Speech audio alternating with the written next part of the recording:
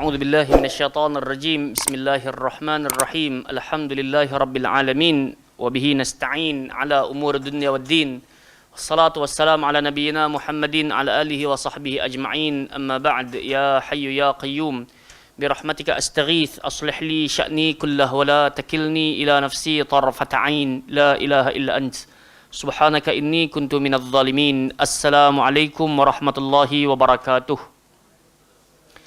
Alhamdulillah, thumma alhamdulillah, syukur kita kepada Allah Subhanahu wa taala, limpah inayah, pertolongan hidayah Allah Taala kurnia bekal buat kita sekali lagi malam hari penuh barakah ni dapat sama-sama kita hadir bertemu di Dewan Baitus Salam ini, tak lain tak bukan untuk sama-sama kita mempelajari kalam Allah.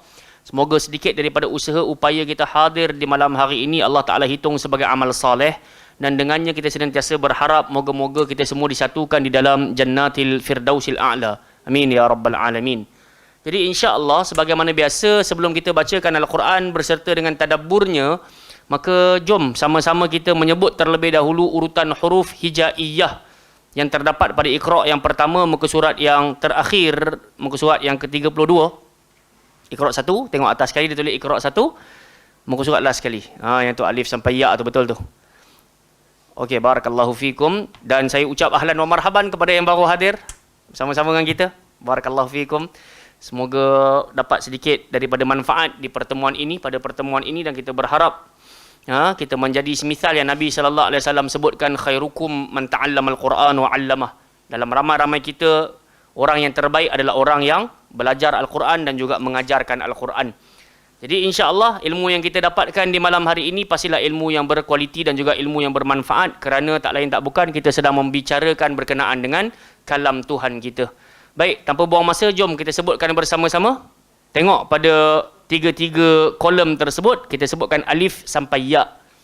Alif, alif, ba, ta, tha, jim, ha, kha, dal, zal, ra, zai, sin, shin, sad, dad, ta, dha, ain, ghain, fa, qaf, kaf, lam, mim, nun, waw, ha, hamzah, ya. Alif sampai ya seringkali kita sebutkan saban minggu untuk kita buat pemanasan lidah daripada huruf alif sampai ya, supaya kita semua sedia maklum ini adalah kata dasar dan ilmu asas bagi pembacaan Al-Quran. Kurang lebih 1 minggu kita akan bertemu dengan bulan Ramadan, bulan yang sangat sinonim dengan Al-Quran. Setiap jiwa fitrah manusia akan kembali kepada Al-Quranul Karim. Makanya kita sangat berharap satu hari yang kita baca 1 juzuk, pembacaan 1 juzuk 20 muka surat tadi, pembacaannya berkualiti. So nak jaga kualiti daripada mana? Daripada asasnya.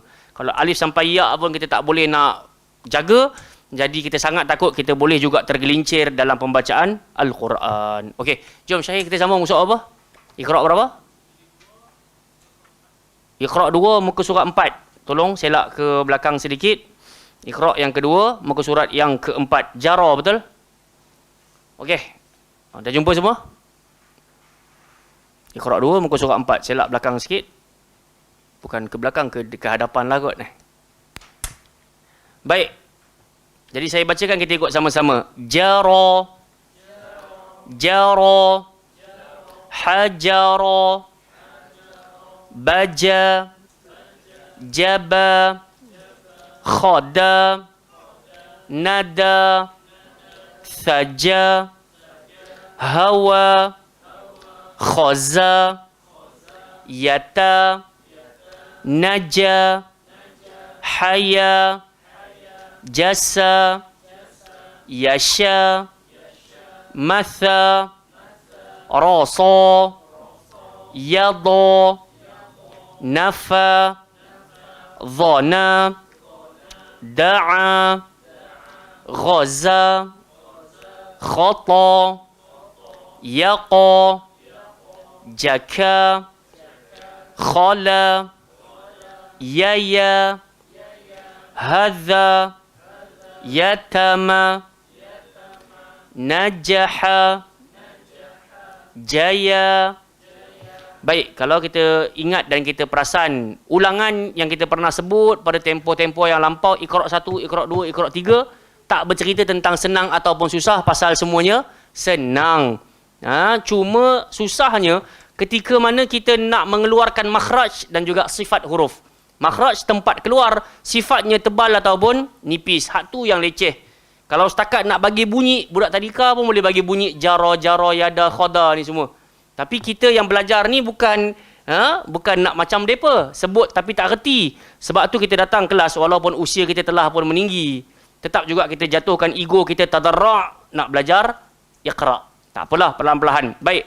Tengok daripada atas sekali jara.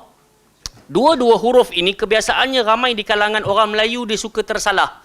Sebab apa saya cakap macam tu? Pasal guru saya sendiri pun kalau dia tengok budak Malaysia datang, budak Singapura datang kan, maka dia suka kata budak-budak Nusantara ni suka muncung.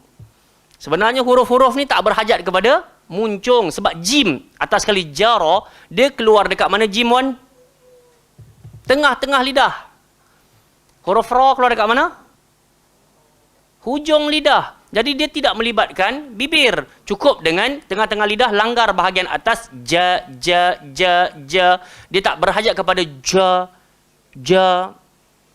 Ramai orang a'udzubillahi minasyaitonir rajim. Dia jim. So salah. Sepatutnya rajim. Pasal dia keluar dekat tengah lidah. Huruf ra pun ramai orang suka muncung. Ar-Rahmanir-Rahim. Tak kena. Sebab ra ni dia hanya melibatkan hujung lidah. Langgar di langit atas. Ar-Rahmanir-Rahim. Cuba sebut ar. So dia jangan ar. Tak nak. Nanti kita baca Quran kan. So jangan sampai. Huruf yang muncung ada berapa Asri? Wow. Nun. Itu je. Wow dengan nun saja. Wow. Nun. So alif sampai ya yang kita sebutkan, dia tak berhajat pada muncung kecuali wow dengan nun. Ataupun kecuali alif sampai ya semua berbaris depan. Ubu, tu, suju. Barulah kita muncung semua. Jadi kalau tidak, tak payah muncung macam atas kali ni. Hajara. Tak payah kita nak hajaro. Tak nak macam tu. Nanti bunyi dia tak sedap. Baik, ramai-ramai tolong baca daripada baris kedua. Baja sampai habis. 1, 2, 3. Baja. Jaba. Khada. Nada. Hawa. Khaza. Yata. Naja, haya, jasa, yasha, matha, rasa, yada, da'a, ghaza, khata, yaqa, khala, yaya, hadha, yatama, najaha, jaya. Barakallahu fikum. Jom kita sama-sama pergi pada muka surat yang kelima. So far ada soalan tak? Tak ada aku noh. Kan semua dah kata senang kan? Cuma hak-hak dia kita jaga. Tak tahu tanya terus. Tu sifat warak kita. Terlupa tanya terus. Kan? Kalau tak nanti kita akan senantiasa bermuka-muka kan. Kita tak tahu tapi kita buat-buat reti. Rugi. Sebab kita datang kelas ni, tanyalah apa yang tak reti tu ya. Kalau buat-buat reti ni, nanti kita senantiasa menipu diri. Tak tahu kita tanya terus. Saya pun tak tahu, saya cakap tak tahu. Senang. Baik, bagi musuh 5. Sada. Sada. Jadi huruf sin keluar dekat mana Iti? Bunyikan as. Is. Us. Rasa kat mana? Hujung lidah. Belakang gigi bawah. So, bila kita sebut sada. Huruf dal keluar kat mana? Hujung lidah, langgar gigi atas. Tadi langgar gigi bawah, sekarang langgar gigi atas. Da. So kita sebut sada. Bukan langgar langit, sada. Itu Melayu. Kan? So kita kena langgar belakang gigi arnab. Sada. Sebelah dia syara. Dua-dua jangan muncung. Orang Melayu suka muncung dekat shin. Kita suruh anak cucu kita diam. Shh. dah biasa dah. Jadi tak berhajat pada muncung. Dia sama macam jim tadi, tengah-tengah lidah, langgar langit atas. Syara. Syara. Bawah dia pula. Soda. Sod keluar kat mana Wan? Sama juga macam sin. Beza dia apa bang? Sod dengan sin beza apa? Gitu je. Tebal ke nipis? Sin nipis, sod tebal. Tapi tempat keluar sama ke tak? Tempat keluar sama, hujung lidah, langgar belakang, gigi bawah sahaja. Cuma kita gemukkan kita punya bibir. So. Tak berhajat pada muncung. Jangan siroto. Jangan ihdinasi. Dia bukan macam tu. Sebab cerita dia hujung lidah aja. Ihdinasi siroto. So dia tak berhajat kepada si. So samalah dekat sini. Soda. Sebut. Soda. Doro. Doro. Syahid dot keluar mana? Dot. Keseluruhan lidah. Langgar bahagian gigi atas. Doro. Doro. Bawah dia. Jom laju-laju. Sana. Basa. Syata. Masa. Thara. Soha. Nama. Adha. Saya. Sola. Gawa. Syaqa. Nadha. Dhafa. Taha. Naza. Qaka. Khasya. Nadha. Sada. Jama. Sya'a. Yaya. Yada. Okey. Jadi sama juga. Bila kita baca pada muka surat yang ini, saya kira kalau kita tak bagi perhatian menyeluruh, kadang-kala kita akan tersalah dari sudut tebal dan juga nipis. Tengok contoh baris yang ke 1, 2, 3, 4, 5. 5. Ada saya, sola. Saya, sola. Kalau orang tak bagi perhatian, kadang-kala dia boleh gemukkan solo. Tapi dia tak perasan. Sebab sekarang ni kita boleh bezakan dengan jelas. Tapi bila dia dah bercantum jadi ayat Quran, kadang-kala dek kerana gemuknya yang awal, yang second sepatutnya nipis, kita tergemukkan dia. Solo. So tak nak. Bagi perhatian dekat sini. Supaya nanti baca Quran, kita dah tak tersilap. Sama juga hujung dia. Syaqa. Kalau tak bagi perhatian, silap-silap boleh jadi syaka.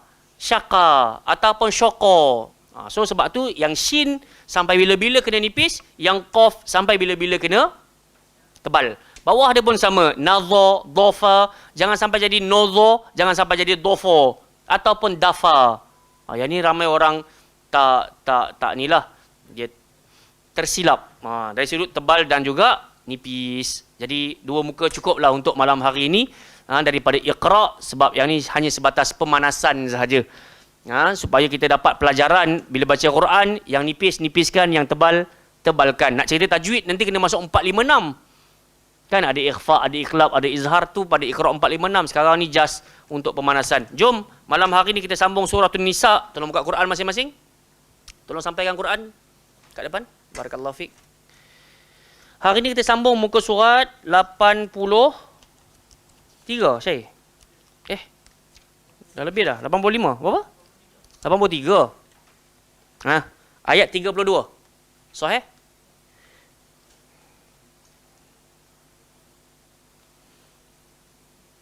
Jumpa dah? Muka surat 83, ayat 32, second last.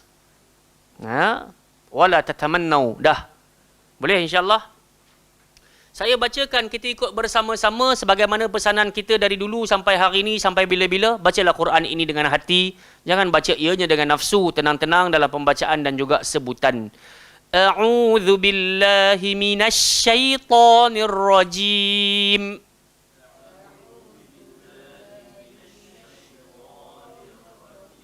Sekejap, muka surat 83. Atas sekali cuba tengok, 83. Tengok atas sekali, dia ada tulis muka surat. Surah An-Nisa.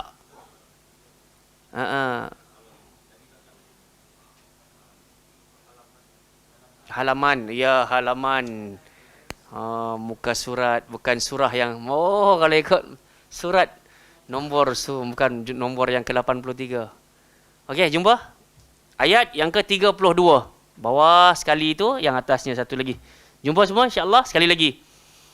A'udzu billahi minasyaitonir rajim.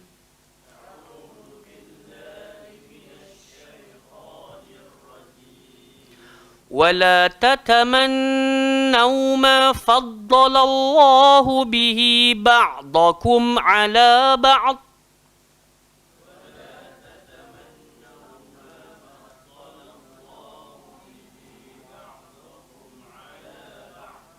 Okey, berhenti.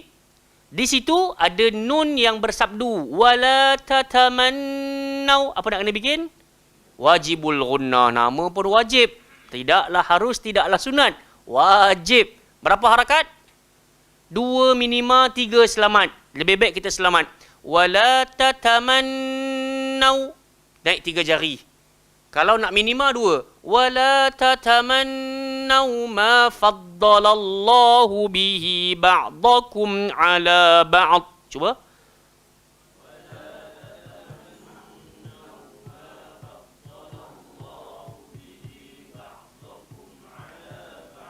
Okey, bila mati dengan huruf dot tidak termasuk huruf melantun. Bukan huruf qalqalah. Jadi jangan ba'd, tak boleh. Diam sahaja. Lidah kita semua langgar kat bahagian gigi atas tanpa ada lantunan. Ba'dakum ala ba'd.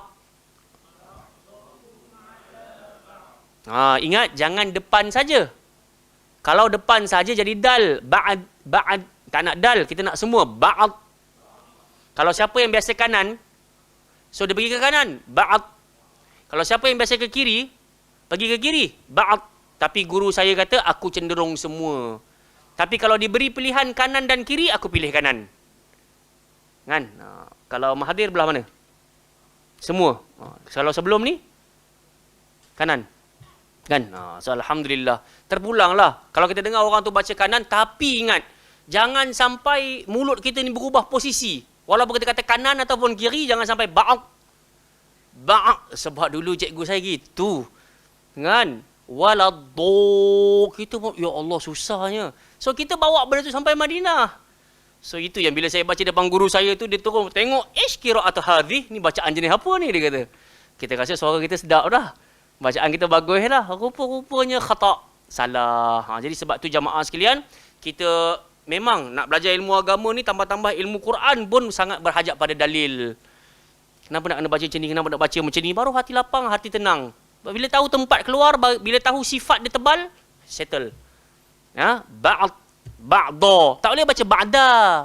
Kalau ba'da, jadi dal. Nanti maksudnya selepas kamu. Padahal ayat ini sebahagian kamu. Allah bukan nak cerita lepas, Allah nak cerita sebahagian. Jelas? So tak boleh baca ba'dakum ala ba'd. Tak boleh. Ba'dakum ala ba'd. Cuba. Jelas? Wala tatamannau ma faddalallahu bihi ba'dakum ala ba'd.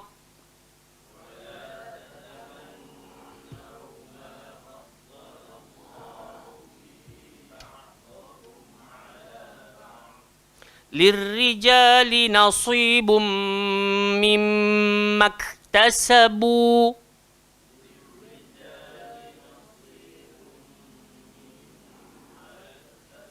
Okey, lirri. Dia jangan jadi mak saleh sangat. Lirri tak nak. Lirri. Dan ingat ra tidak muncung, so tak berhajat kepada lir. Cukup. Lirrijali nasibum mimma iktasabu.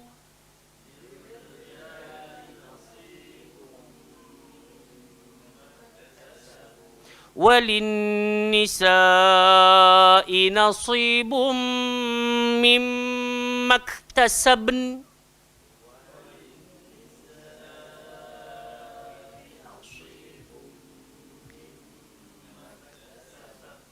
So tak boleh tasab sahaja. Dia kena ada nun tu punya sifat. Tasabn. So kita jangan macam bagi dia baris sangat, tasabun. Kalau tasabun lagi salah lah. So macam adakan sifat je. Mim maktasabn. Boleh tak? Dia gini, sebenarnya kan kita nak waqaf atas ba tu. Tasab be. Tapi dek kerana selepas dia ada nun, kita kena adakan sifat nun tu. Tasabn. Dia gitu bunyi dia. Boleh? Was'alullaha min fadlih. Okey, yang ni pun ramai orang salah. Bila dot tu gemuk, fa tu pun ikut gemuk. Dia bukan fadlih. Dia kena fa, lembut. Fa. Yang gemuk cuma dot. Min fadlih. Tanwin ataupun nun. Kalau jumpa fa, apa nak bikin Syahir? Jangan NG. NG untuk qaf dengan kaf. Gigi arnab duduk atas bibir bawah. Was'alullaha min. Letak. Min fadli.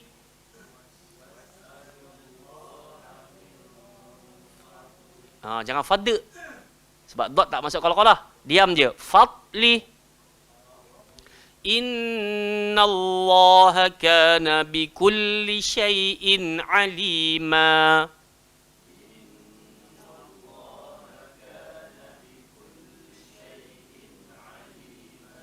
Tayyib, barakallahu fiqh. Kita dengar Syahir baca dan diikuti oleh semua sekejap lagi. Kemudian kita tadabbur. Fadal. A'udzubillah.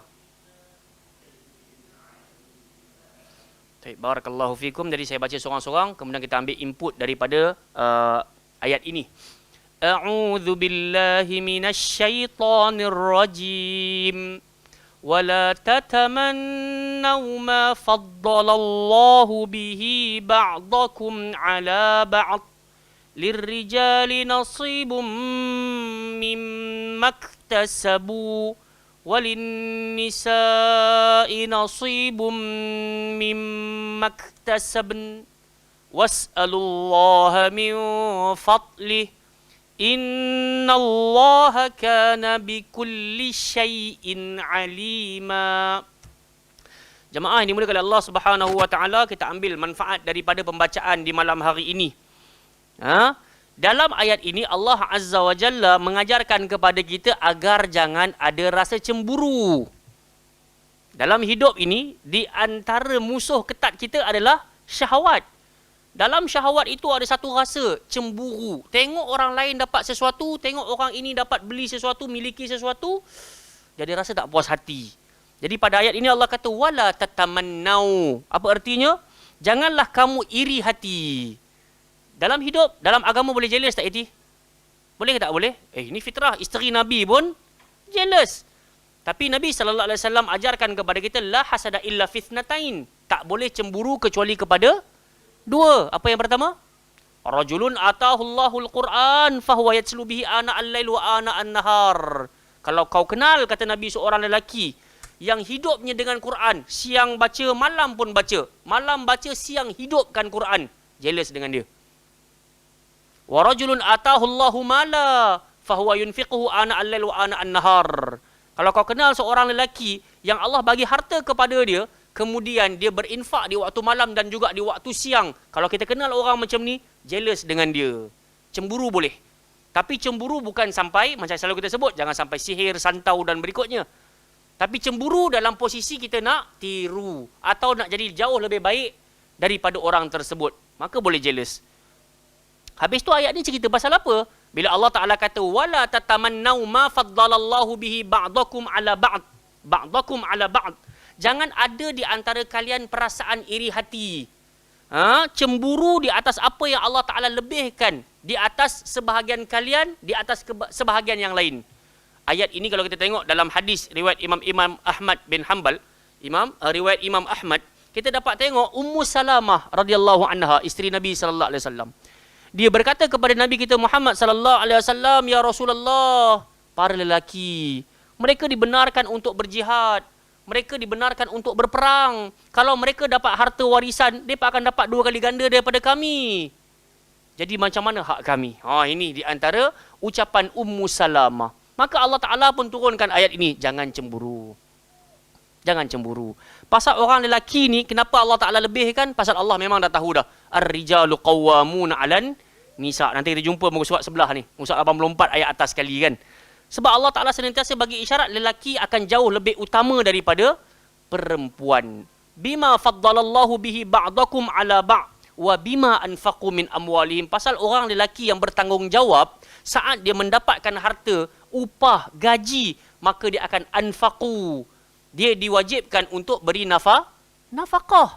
Jadi sebab tu, orang perempuan, walaupun dia kematian suami, selepas daripada tempoh apa kita panggil bersih, iddah, maka dia dibenarkan untuk berkahwin lagi. Masih di bawah tanggungan orang lain lagi. Tapi sang lelaki ketika dia berkahwin baru, tetap juga dia nak kena tanggung pada yang baru. Jadi sebab itu Allah Ta'ala tinggikan kedudukan lelaki. Okey. Jadi, lirrijali nasibum mimma iktasabu, kata Allah Subhanahu Wa Ta'ala. Apa artinya? Kerana itu bagi lelaki ada bahagian daripada apa yang mereka usahakan. Walin nisa'i nasibum mimma iktasabn. Untuk perempuan pun akan ada ganjaran, balasan atas apa yang mereka usahakan. Cuma tak boleh samalah dengan macam lelaki. Pasal lelaki memang dituntut untuk keluar berperang dan juga berjihad. Jihad perempuan pada apa? Pada apa? Kan mereka minta nak pergi berperang. Nabi tak bagi. Nabi kata jihad untuk wanita hanyalah haji. Haji. Maka selain daripada itu, jihad yang lebih utama, lawan hawa nafsu diri sendiri, taat pada suami. Kan Nabi SAW kata apa? Pada para wanita, barang siapa ada beberapa sifat ini, masuklah dalam syurga Allah daripada mana-mana pintu pun yang kau nak masuk. Apa dia? Solat 5 waktu, puasa sebulan dalam Ramadan. Lagi? Jaga hak suami. Dan apa satu lagi saya? Ada lagi tak? Ada 4 kan? Jaga hak suami, jaga kemaluan, jaga maruah. Dia bukan setakat jaga hak suami dia. So maruah dirinya pun, kemaluan dirinya pun, dia nak kena jaga. Maka Nabi SAW kata, masuklah mana-mana pintu syurga yang kau rasa nak masuk. Jadi, untuk wanita sebenarnya, senang nak masuk dalam syurga. Hanya berpandukan 4 sifat tadi tu. Tapi, senang pada cakapnya. Nak buat susah. Betul tak, Syekh? Kita memang, hari ni kita ada anak-anak, kita ada isteri, anak-anak kita pula perempuan. Kalau kenalah anak kita tergolong di kalangan mereka yang sambut Blackpink dekat KLIA tu hari, pening kepala kita. Jerit bagaikan histeria, beratur berjam-jam dekat apa? Dekat stadium Bukit Jalil. Tak dapat masuk, pasang kemah pula dekat depan stadium, kan? Innalillah wa inna ilaihi raji'un. Baru ni saya pun macam siapa tengok kat Facebook saya lah kan. Saya pergi Bukit Bintang kan, makan dekat Damaskus tu. Damaskus tu kan, dekat apa TikTok tu viral kan. Innalillah wa inna ilaihi raji'un. Saya sampai 1.40. 2.38 baru dapat masuk ke dalam. Wallahi buang masa. Kalau lah, tu kita kata, kalau lah bukan kerana sayangkan anak-anak. teringin. Tapi kalau siapa nak pergi lepas pukul 3 petang. Tak beratur dah.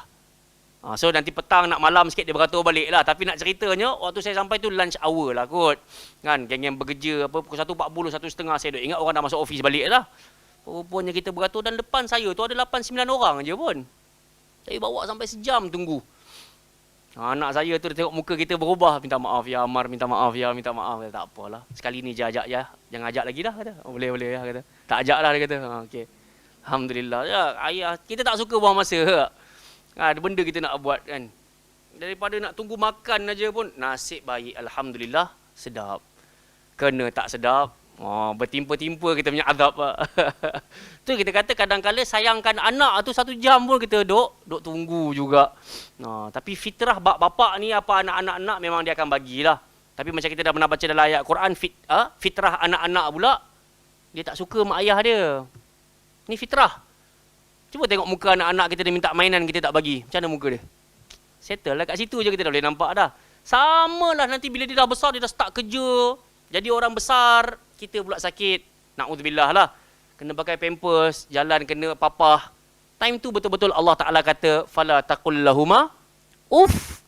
Jangan sampai kau keluar ucapan pada mak ayah kau. So nak bagi isyarat fitrah anak-anak terhadap mak bapak, dia akan benci, dia akan marah. Tengah sihat ni okey lah, boleh berjalan lagi kita ni sendiri kan, boleh masak ke, boleh pergi kedai ke. Terus kita sakit nanti. Tapi anak-anak ni, kita ni anak-anak kita kan, dia besar umur 50 tahun pun kita akan nampak dia tetap anak-anak juga. Kita akan nampak dia kecil juga. Sebab tu, jadilah anak-anak yang soleh. Jadilah anak-anak yang solehah. Doa selalu. Rabbighfirli dhunubi wali walidayya warhamhuma kama rabbayani saghira. Yang ada mak ayah lagi telefon. Yang cabut Talha, Masya Allah. Bawa pergi jalan, bawa pergi makan. Jealous. Kan, Wan, kita tak ada siapa. Tak boleh nak buat apa dah. Yang tinggal lagi, Rabbighfirli dhunubi wali walidayya. Kadang-kadang pergi makan seorang lah, tambah-tambah saya Lone Ranger kan. Lepas habis kelar lepak seorang-seorang, duduk minum seorang-seorang. Tengok meja tu dengan mak ayah, tengok meja ni suap, ayah makan. Kita jadi, untungnya. Apa lagi yang boleh kita buat? Boleh tengok macam tu, Rabbighfirli warhamhuma kama rabbayani saghira. Kasihanilah mereka mak ayah aku macam mana mereka sayang aku kecil dulu ya Allah. So kita pun dapatlah minum dengan lapang, tenang dada. Walaupun dah tak boleh nak khidmat lagi dah. Tinggal lagi doa sahajalah. Okey, jamaah yang dimulakan oleh Allah Subhanahu Wa Taala. Tengok apa lagi kata Allah Taala, was'alullaha min fadlih, kalian semua minta-mintalah kepada Allah akan kelebihan-kelebihan yang ada padanya. Kalaulah kita dapat lihat dekat dalam sebahagian hadis disebutkan oleh Nabi sallallahu alaihi wasallam, was'alullaha min fadlih fa innallaha yuhibbu an ahabba an yus'ala. Mintalah kepada Allah. Nabi kata salullah, minta. Sebab sifat Allah sangat suka untuk diminta-minta. Dia beza dengan kita. Sayang kat kawan. Sayang kat Edo sayang dekat, apa namanya? Robi kan. Tapi kalau hari-hari Edo duk minta, pinjam RM5, pinjam RM10, pinjam RM10. 1-2 hari kita boleh bagi. Tapi sampai hari ke-7, hari ke-8, kita dah kata, aku pun berhajat pada duit. Engkau asyik minta dekat aku sahaja. Sama juga dengan anak-anak kita. Kita bawa pergi makan, baru sampai kedai makan, nak fresh orange. Baru keluar kedai makan, nak makan shawarma kat tepi tu pula. Bawa ke depan sikit, nak beli mainan. Pergi depan sikit, nak makan macam-macam lah budak-budak. Kita boleh bagi. Tapi perasaan kita ni, kita tak suka diminta-minta selalu. Duit ada je. Contohnya lah.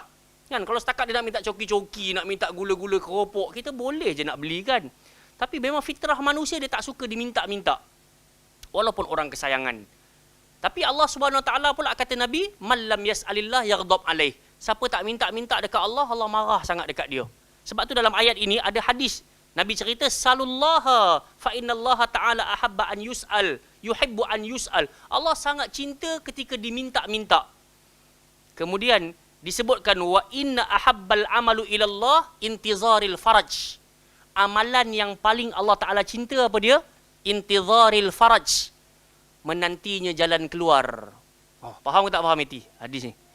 Amalan yang paling Allah Ta'ala suka, menanti jalan keluar. Sebab tu kita berhajat pada tadabbur macam ni. Kalau tak kita faham hadis tu, faraj ni faraj apa? Bukan. Bukan intizar faraj nak berjima. Faraj ni jalan keluar. Maksud jalan keluar ni, setiap kehidupan kita, bila Allah sayang, Allah mesti uji. Dan dalam posisi uji itu, benda yang paling Allah Ta'ala suka ketika mana kita minta adanya jalan keluar daripada ujian tersebut. So itulah amalan yang paling Allah Ta'ala suka. Sebab sebahagian orang, kata Sayyidina Ali bin Abi Talib, dia kata, la tayasu mir rauhillah. Jangan pernah putus asa dengan rahmat Allah Ta'ala. Sebab amalan yang paling Allah Ta'ala suka ketika hambanya intizaril faraj. Menantikan adanya jalan keluar. Hatta kalau sakit 40 tahun sekali pun, sakit kaki ke, kena gout ke, kena apa ke, senantiasa dia, ya Allah, sembuhkan penyakit aku, sembuhkan penyakit aku. Bila hari itu sampai, aku tak tahu. Tapi aku minta-minta. Benda ni Allah Ta'ala suka. Intizaril faraj. Faham tak? Kita pun macam tu, minta maaf sebut. Kalau kita ternanti-nanti adanya zuriat dan seterusnya kan, kita minta. Allah kata, benda tu aku suka. Intizaril faraj. Nanti sampailah waktunya aku nak bagi bila yang terbaik. Kalian minta teruslah. Kepada kawan-kawan kita yang tak menikah lagi ke kan. Minta. Intizaril faraj. Allah Ta'ala kata, aku suka kalian minta. Temukan aku dengan jodoh, ya Allah. Kau tentukanlah siapa jodoh aku, ya Allah. Kan? So kalau nak cari jodoh, patah balik pada muka surat 35, memang Allah Ta'ala pesan pada kita yang lelaki, wala tankihul musyrikati hatta yu'min. Kalian jangan menikah dengan perempuan-perempuan musyrik sampailah mereka beriman. Wala amatum mu'minatun khairum min musyrikati walau a'jabatkum. Kalaulah kalian menikah dengan amah. Apa amah? Hamba. Kan? Berstatus biasa je. tapi dia mukminah, itu jauh lebih baik daripada kalian menikahi seorang musyrik walau a'jabatkum, walaupun wanita musyrik tadi sungguh mempesonakan. Kan? Jadi Allah Taala ajar, begitu juga dengan wanita. Siapa yang tak ada jodoh lagi, wala tunkihul musyrikina hatta yu'minu. Jangan nikahi lelaki-lelaki musyrik sampai mereka beriman. Baru ni tengok dekat TikTok, artis Korea tu minum air Milo aja pun. Ni perempuan kat bawah, apa Syekh? Faham tak? Perempuan-perempuan ni tengok artis Korea tu bancuh Milo, minum, mereka menjerit dekat bawah. Kita buat innalillahi wa inna. Apa? Kita minum kolik tak ada orang menjerit pun. Tengok itu minum Milo je pun dah kelang kabut dah. Begitulah fitnah. Kita panggil musyrik dan musyrikah.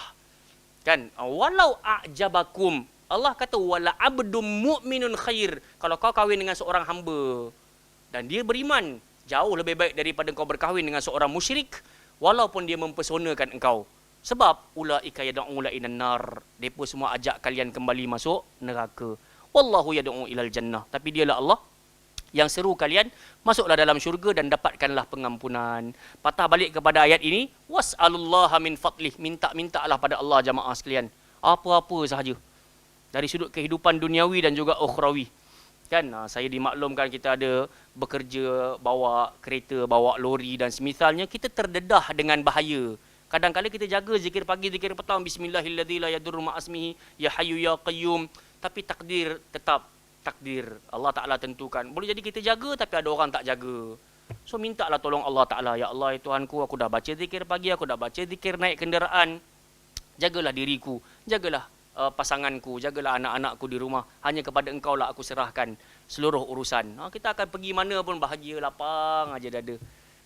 Was'alullah. Innallaha kana bikulli syai'in alima. Kenapa nak kena minta dekat Allah? Sesungguhnya Allah Maha mengetahui setiap sesuatu. Yang baik dan yang buruk untuk diri kita, Allah Maha tahu. Biar Allah Ta'ala uruskan. Wallahu Ta'ala a'lam. Tugas kita, minta-mintalah kepada Allah Ta'ala. Hatta nak masuk Ramadan minggu hadapan pun, kena minta ke tak kena minta? Minta, Allahumma sallimna Ramadan, wasallim lana Ramadan, ataupun wasallim Ramadana lana, wa tasallamhu minna mutaqabbala. Ni antara doa-doa salafus salih yang dahulu yang kita boleh baca.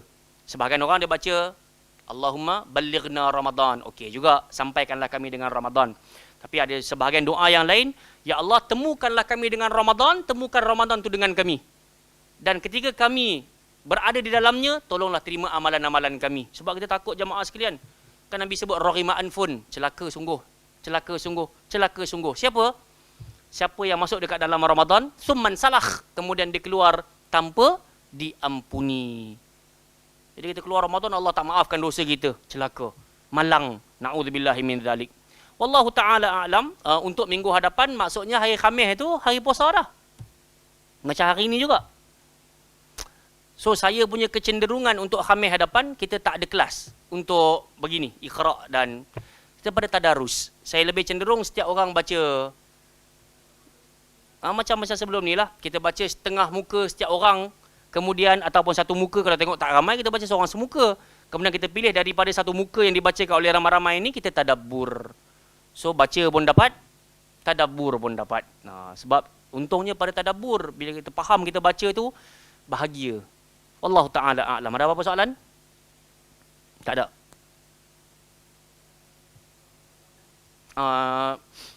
Itulah, ada beberapa tempat memang minta nak mula daripada amma yatasaalun. Juzuk amma lah. Nak tak? Ke nak daripada mula ke daripada tengah ke? Amma yatasaalun ke wadduha dulu? Kan? So sebabnya amma yatasaalun ni ataupun juzuk amma ni nampak macam, yalah, kalau kita baca semuka seorang pun tak galak sangat pasal biasa dah dibaca. Kalau surah-surah hak lain ni rasa bila lah kawan ni baca nak habis, panjang sangat. Kan? Tapi amma yatasaalun tu semuka juga kan. So mungkin kita tengok nanti macam mana.